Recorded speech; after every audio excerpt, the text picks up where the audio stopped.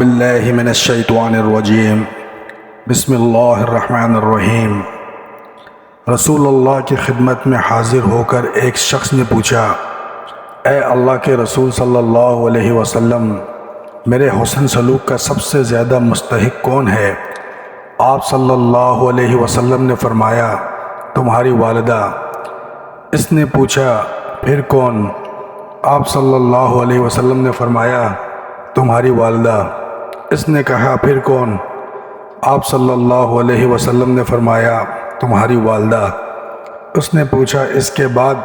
آپ صلی اللہ علیہ وسلم نے فرمایا، تمہارا باپ۔ ناظرین کرام، امید کرتا ہوں آج کی ویڈیو آپ کو بہت پسند آئی ہوگی۔ ویڈیو اچھی لگے تو ویڈیو کو لائک کریں، چینل کو سبسکرائب کریں۔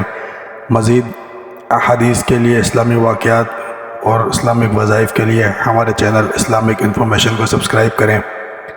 ویڈیو کو زیادہ سے زیادہ شیئر کریں، کیونکہ رسول اللہ صلی اللہ علیہ وسلم کا فرمان ہے کہ سر سب شاد و آباد رہے میرا ہر وہ امتی جو میری حدیث کو سنے اور دوسروں تک پہنچائے۔ جزاک اللہ۔